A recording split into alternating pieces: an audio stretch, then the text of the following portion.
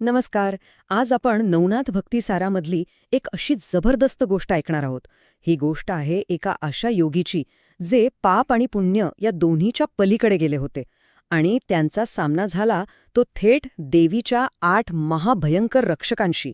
ही काही साधी लढाई नव्हती, तर 2 अगदी वेगळ्या विचारसरणींची टक्कर होती. चला तर मग या अद्भुत संघर्षाची कहाणी सविस्तरपणे पाहूया. जरा विचार करा, काय होतं असेल जेव्हा परम ज्ञान आणि परम शक्ती समोरासमोर येतात. जेव्हा एखादी व्यक्ती कर्माच्या बंधनातून पूर्णपणे मुक्त झालेली असते आणि तिची गाठ अशा रक्षकांशी पडते ज्यांचं कामच मुळी कर्माचा हिशोब ठेवणं आहे. हाच या कथेचा खरा रोमांच आहे. तर या कथेचे नायक आहेत महान योगी मच्छिंद्रनाथ, म्हणजे सिद्धी आणि ज्ञानाचं जणू काही शिखरच. देवी हिंगलाजच्या दर्शनाची तीव्र इच्छा मनात धरून ते तिच्या अत्यंत दुर्गम आणि शक्तिशाली मंदिरात दाखल होतात. त्यांचं ध्येय एकच होतं, देवीचा दर्शन घेणं. पण त्या मंदिरात प्रवेश करणं इतकं सोपं होतं. ते एक प्रकारे दिव्य शक्तींच्या परीक्षेला सामोरं जाण्यासारखंच होतं. कारण प्रवेशद्वारावरच देवीचे 8 महापराक्रमी रक्षक म्हणजे अष्टभैरव त्यांचा रस्ता अडवून उभे ठाकले. त्यांचं रूप इतकं उग्र आणि भयंकर होतं की कोणीही सामान्य माणूस तिथेच घाबरून गेला असता. आणि इथेच खरा संघर्ष सुरू होतो. भैरवांसाठी नियम अगदी सरळ होते. मंदिरात यायचे, मग आधी आपल्या पापपुण्याचा हिशोब द्यावा लागेल. पण मच्छिंद्रनाथांचं उत्तर त्यांच्या कल्पनेच्या पलीकडचं होतं. ते शांतपणे म्हणाले, मी करता नाही, त्यामुळे मला कर्मच लागू होत नाही. मग पापपुण्याचा प्रश्नच कुठे येतो? हा ज्ञानाचा आणि अधिकाराचा संघर्ष होता. आपलं म्हणणं पटवून देण्यासाठी मच्छिंद्रनाथांनी एक अप्रतिम उदाहरण दिलं. ते म्हणाले, बघा, जसं नावेत बसल्यावर किनाऱ्यावरची झाडं मागे पळताना दिसतात, पण खरं तर नाव पुढे जात असतं, हो ना? तसंच जगातल्या घटना घडत आहेत, पण मी फक्त साक्षीभावाने त्या पाहतोय. मी करता नाहीच. आत्मज्ञानाची इतकी उच्च अवस्था भैरवांच्या आकलनापलीकडची होती. आता मच्छिंद्रनाथांचं हे तत्वज्ञान भैरवांना पटेना. त्यांना वाटलं हा तर नियमांचा सरळ अपमान आहे. आणि मग काय? वैचारिक वाद थेट एका महाभयंकर युद्धावर येऊन पोचला. भैरवांनी आपली दिव्य अस्त्र बाहेर काढली. पहिला हल्ला झाला वात अस्त्राचा. इतकं प्रचंड वादळ उठलं की भले पर्वत कापसाच्या गोळ्यांसारखे उडू लागले.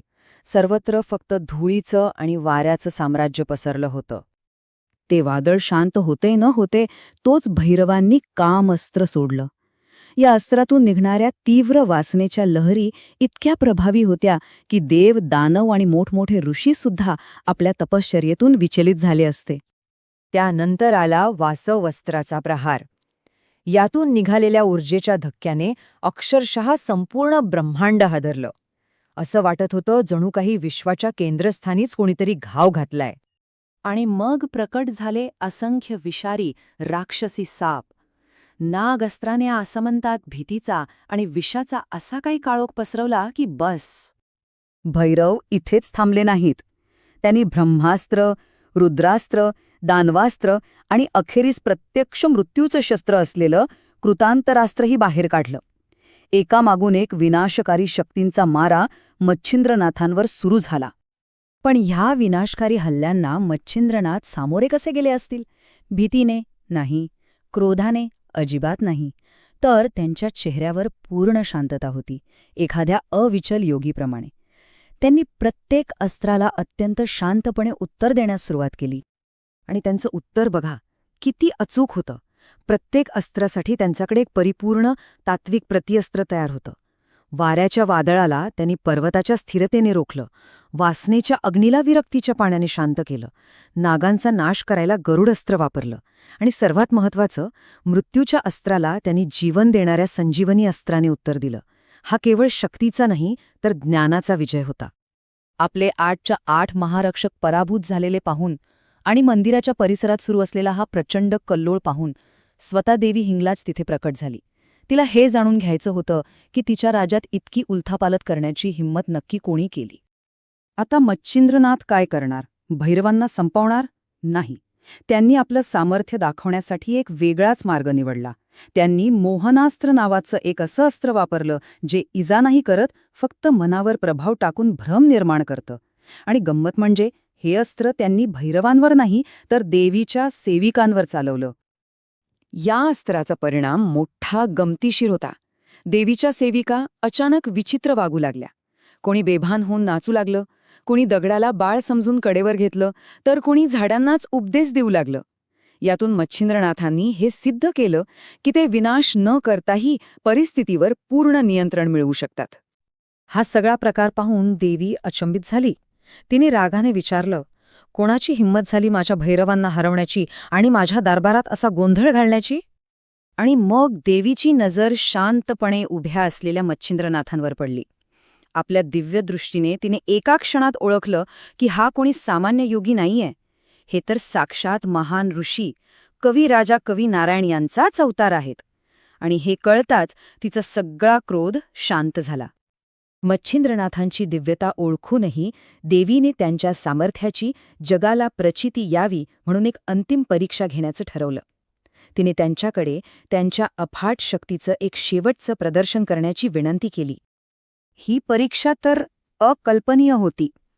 देवीने समोरच्या एका विशाल पर्वताकडे बोट दाखवत तो उचलून दाखवण्यास सांगितले.